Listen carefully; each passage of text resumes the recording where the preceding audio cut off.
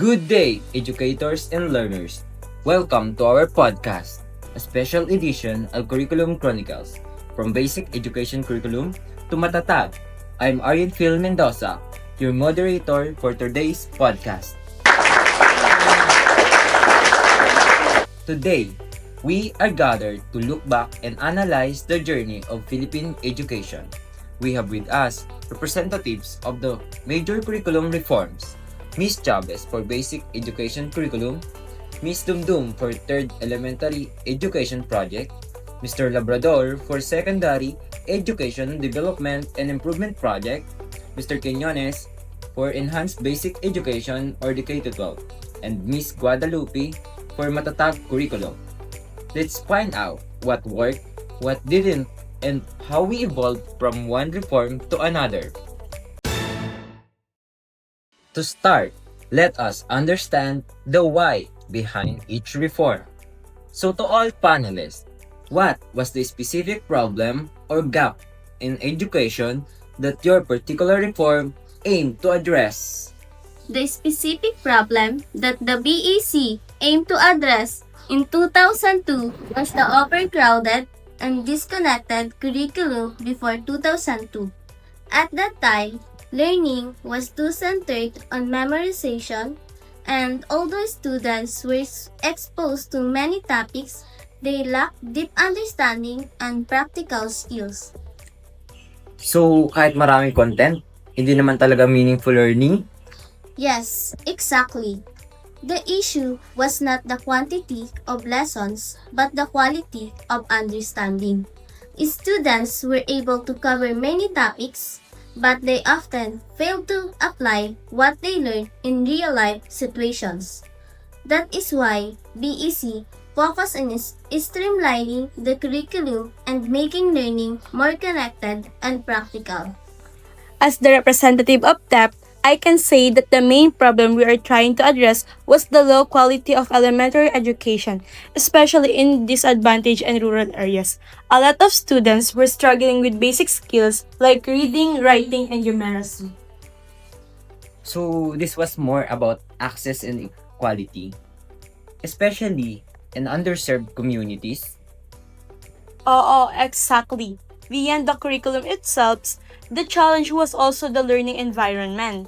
Many schools lack classroom, learning materials, and properly trained teachers, so our reform focused on improving both instruction and resources.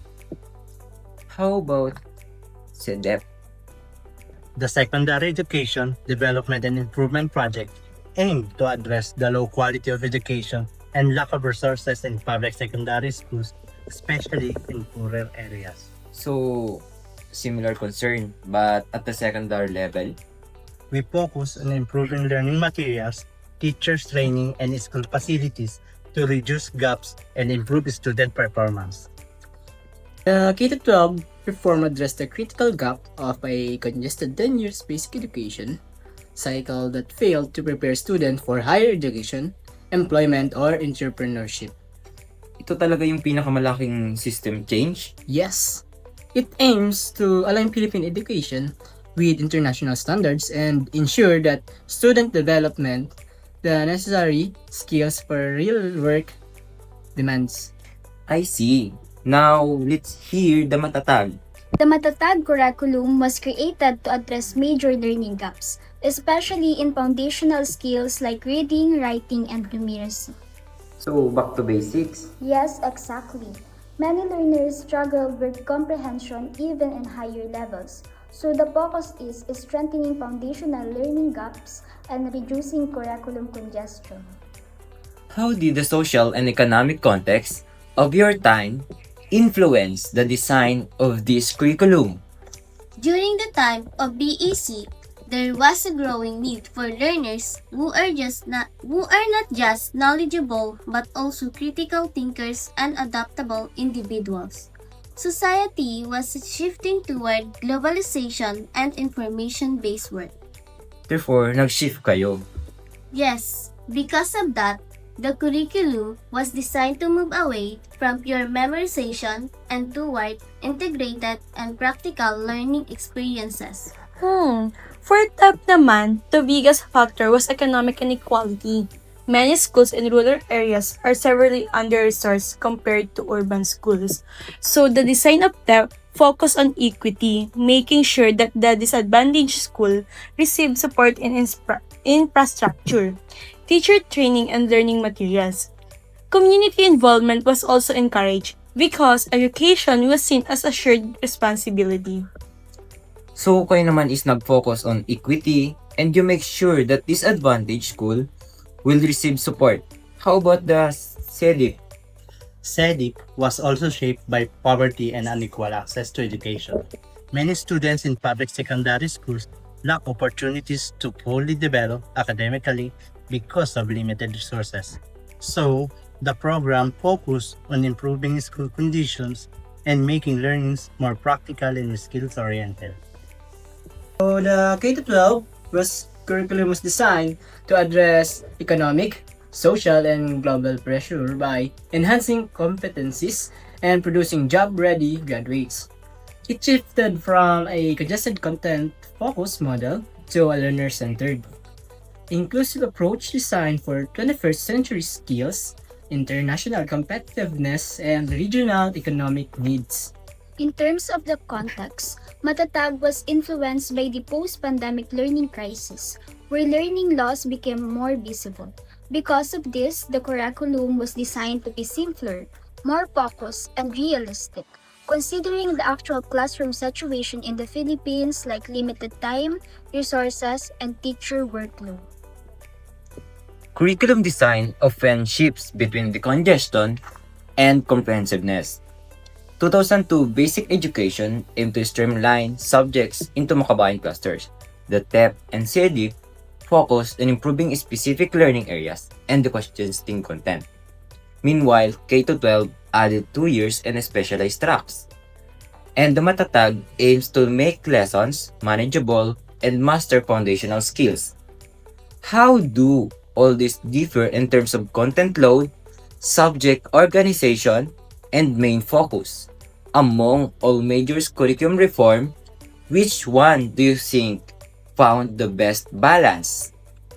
BEC reduced fragmentation by clustering subjects like Makabayan. Instead of separating values, history, and culture into different subjects, we integrated them into one learning area. This reduced overload and made learning more connected and meaningful. For TEP, kung ang BEC nag-reduce, kaming TEP did not change the curriculum structure itself. Instead, we focus on improving how teachers deliver the content so students could better understand even existing subjects. So, for SEDIP, different reforms handle content and subjects in unique ways. The 2022 Basic Education Curriculum reduced content by clustering subjects like Makabayan.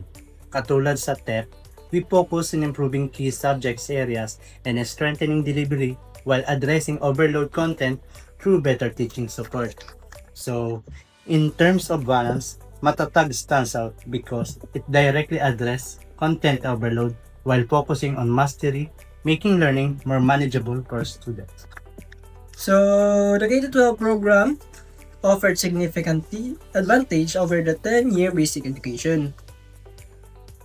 By extending the education cycle to 12 years, providing specialized senior high school tracks, and aligning Philippine education with international standards such as infrastructure or foundational literacy and reducing congestion, the K-12 program's primary advantage was its comprehensive structural overhaul designed for holistic, career-ready, and global competitiveness.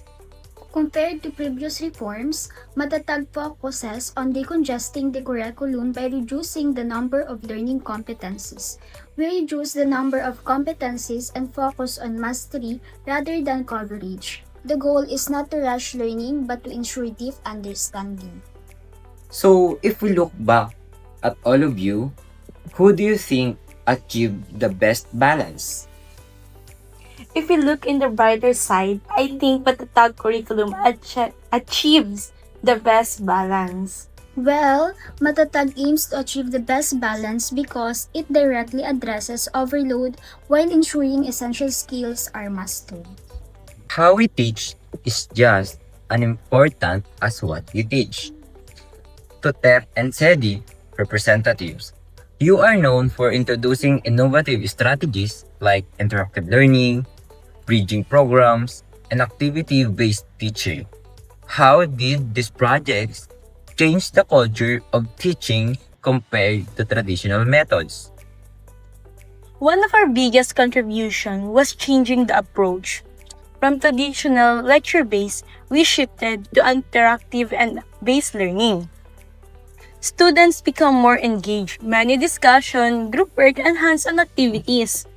According to the Department of Education and supported by Asian Development Bank reports, these learn-centered strategies help improve classroom participation and understanding.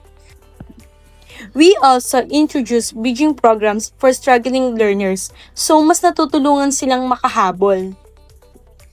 So, hindi lang teaching style change, but actual shift in classroom culture. Yes, from massive learning to active participation. SEDIP built on the same direction but applied it more systematically in secondary schools. We promote student-centered learning where students are not just passive receivers of information but active participants in discussion, group tasks, and problem-solving activities. The goal was to help students develop critical thinking and communication skills, not just memorization. Sa TEP kasi, mas focus sa elementary foundation. Yes. Sa amin, mas complex na subject na. So, kailangan mas structure yung active learning para ma-handle yung level ng difficulty. Follow up to BEC, K-12, and MATATAG. How do the pedagogies used in your curricula compare to the strategies introduced by TEP and SEDI? Did you build on them or change direction? Yes, definitely. BEC built upon the good practices of TEP and SEDIP. It continued using interactive learning, activity-based teaching, and learner-centered approaches. The curriculum moved away from the traditional teacher talks, students' lesson method. Instead, it encouraged students to discover learning on their own. It also emphasized learning to teach students how to find knowledge rather than just giving it to them. The K-12 curriculum in the Philippines built upon and expanded the pedagogical strategies introduced by the Third Elementary Education Project and the Secondary Education Development and Improvement Project. Rather than changing direction entirely, while TEP and SEDIP focus on piloting decentralized learner-centered improvements in specific areas, K-12 nationalized and formalized these approaches, making them standard practice across all school levels. Matatag builds on the learner-centered and activity-based approaches introduced by TEP and SEDIP. It continues to promote interactive and inclusive teaching strategies, but with a stronger emphasis on foundational learning and differentiated instruction. Compared to the earlier curricula, Matatag encouraged teachers to focus more on ensuring understanding rather than just finishing lessons. So yes, it builds on past strategies but makes them more focused and practical for real classroom situations. No reform is perfect. Each face its own set of struggles. To all panelists, based on research and actual implementation, what was the biggest criticism or weakness of your curriculum? Was it a problem of design? Or was it mainly an issue of implementation, like lack of training, books, or facilities? The main issue of BEC was implementation. While the design of integrating subjects was strong, many teachers were not fully prepared for the interdisciplinary approach. There was also a shortage of training and instructional materials, which made it difficult to fully implement Makabayan and other integrated subjects effectively. Some critics also said that while integration was good, it sometimes uses depth in core subjects like math and science. For TEP, the design was actually strong, but the challenge was uneven implementation. Based on evaluation reports from development partners like the World Bank, some schools were able to fully benefit from training and resources, while others struggled due to logistic and administrative limitation. So the impact was not uniform across all regions. For a SEDIP which faced similar challenges, the program was well designed in terms of improving quality and resources, but implementation varied depending on local capacity. Some schools had strong support, while others still lacked materials and trained teachers. Actually, sa TEP and SEDIP, same issue talaga. Maganda yung plan, pero yung execution depende sa school capacity. The biggest criticism of K-12 was implementation readiness. Although the design was comprehensive, many schools lacked classrooms, laboratories, textbooks, and trained teachers, especially when senior high school was introduced. There were also concerns about the spiral progression approach, where some subjects were seen as too fast or not deep enough in a certain grade level. MATATAG is still new, so the biggest challenge is implementation readiness. Teachers need proper training, and materials still need to fully align with new structure. Some critics also question whether reducing competencies might limit content exposure, but the goal is mastery, not quantity. Reforms are often built upon the lessons of the past. To Matatag representative, the Matatag curriculum is said to be a response to the challenges of K-12. In what specific ways does Matatag improve or correct the experiences we had under the K-12 program? MATATAG directly responds to the challenges of K-12 by simplifying the curriculum and focusing on essential learning competencies. It addresses concerns about overload and aims to improve learning outcomes, especially in literacy. Looking back, do we see the best practices of TEP and SEDIP, like focus on reading and interactive learning, reflected in the modern curricula like BEC, K-12, and MATATAG?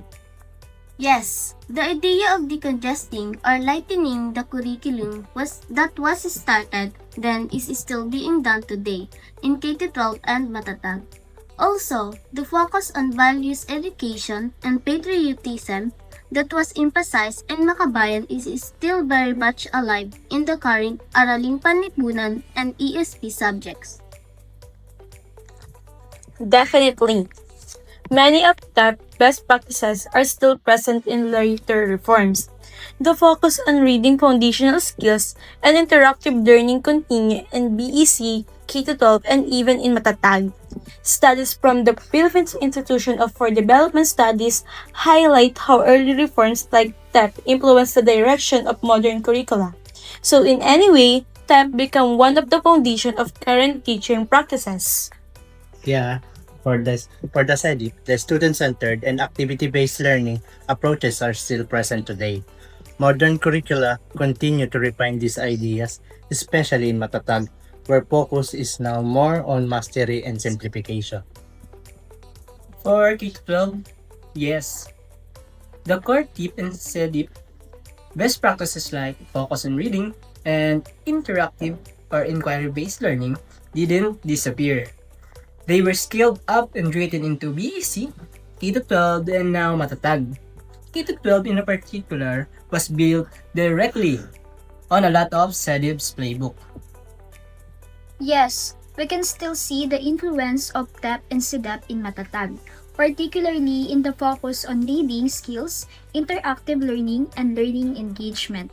So in a way, MATATAG is not entirely new. It is an improved version built from the past experiences. The ultimate goal is learner success. Question to all: how did each curriculum address the issue of mastery, functional literacy, and employability? How did BEC prepare students? BEC prepared students by developing their life skills and critical thinking. It focuses on making learners functional, and capable of adjusting to different situations. It aimed for mastery of basic competencies in reading, writing, and arithmetic, while developing their character and love for the country. How did TEEP and SEDIP improve learning outcomes? With the SEDIP, we focus on strengthening mastery by improving key subjects are areas like math, science, and English, and by reducing overload content so students could really understand the lesson. For functional literacy, we promote practical and meaningful learning so students could apply what they learn in real-life situations, not just memorize concepts.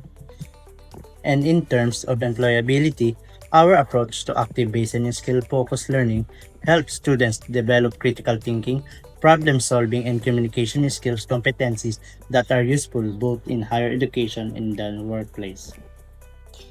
In terms of learning outcomes, TEP help improve mastery and functional literacy, especially in reading and math. According to the World Bank, schools under TEP show improvement in student performance and participation. Because of the learn-centered approach, students also develop critical thinking, communication, and problem-solving skills, which are important not just in school, but in real life. How does K-12 prepare them now? So, the K-12 curriculum address mastery, functional literacy, and employability by expanding basic education to 13 years, allowing for decongested content and deeper skill development.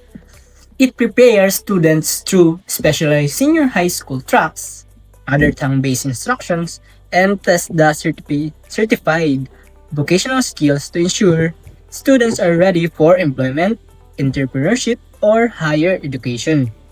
And how will MATATAG ensures readiness?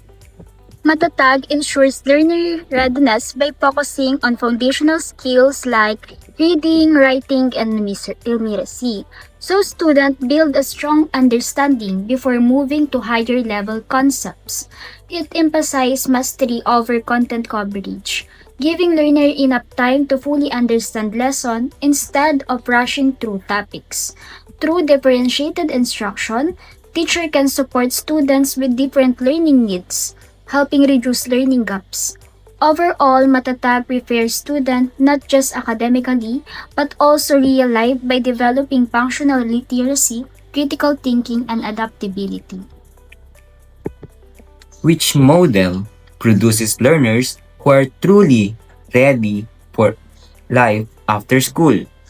Under BEC, students were ready to enter college or the workforce directly after high school because the training was practical and relevant. For me, as the representative of TEF, readiness really starts with strong foundational skills, and based on studies from DepEd and development ages, TEF help build that foundation. Kasi if a student can read, understand, and think critically, mas prepared siya for higher education and even future work. With the SEDIP, we focus on improving both teaching and learning conditions. We provided better learning materials, upgraded school facilities, and trained teachers in more effective, student-centered strategies. This helps make lessons clear and more engaging. As a result, students show improved understanding in key subjects, better participation in class, and a stronger overall academic performance. K-12 was built to produce graduates who can choose one of three exits: employment, entrepreneurship, or college. Whether they're truly ready depends on which exit and how well the school implemented the program. Unlike K-12, which focuses on career tracks, MATATAG focuses on first making sure that students are functionally literate and capable learners. I believe MATATAG has strong potential to produce learners who are truly ready because it prioritizes understanding and mastery, not just completion. Based on all the answers, which model produces truly ready learners? Actually, readiness depends on implementation and chosen pathway. A strong foundational mastery ensures long-term readiness. So we see different approaches but same goal, readiness. As we wrap up, let us look forward. To all, if you could take the best feature from your curriculum and keep it forever in future Philippine education, what would it be and why? If I could keep one feature forever of BEC, it would be the spirit of integration and makabayan. We should never lose the idea that learning is connected and that education is not just about the mind, but also about the heart and character. Teaching students to love their country and be good citizens is just as important as teaching them academics. If I could keep one best features of TEEP, it would be the focus on learner-centered and interactive teaching. Research from Department of Education and Asian Development Bank supports that students learn better when they are actively involved. So for me, that's something we should continue because learning happens when students don't just listen but actually engage and understand. For us in the SEDIP, it would be the strong focus on student-centered learning. Because when students are actively involved through discussion, activities, and real-life applications, they don't just memorize, but they truly understand. We believe this approach builds deeper learning, critical thinking, and skills that students can carry beyond the classroom. And that's something worth keeping for the future of education in the Philippines. As a representative of K-12, I would keep work immersion and specialization tracks because they directly connect education to real-world careers and life pathways. It gives students agency and real experience before graduation. If I could keep one best features of the MATATAG curriculum, it would be its focus on foundational learning and curriculum decongestion. This is important because education should not be about how many topics are covered, but how will students understand them. A strong foundation ensures that learners are better prepared for the future challenges, both academically and in real life. As we end today's session, one thing is clear. Philippine education has never stopped moving forward. From basic education curriculum to TEP, SEDIP, K-12, and now Matatag. Every reform brought its own vision, challenges, and valuable lessons. We saw that Philippine education is not a series of separate systems, but a continuous evolution. Each reform addressed specific gaps, built on previous trends, and tried to respond to the needs of its time. What remains constant is the goal: better learning for Filipino students. Thank you for joining us in Curriculum Chronicles. From BEC to Matatag. Thank you to our panelists and to everyone who joined us. This was Curriculum Chronicles. I am Aryan Phil Mendoza and let us continue to build a nation of learners. Good day!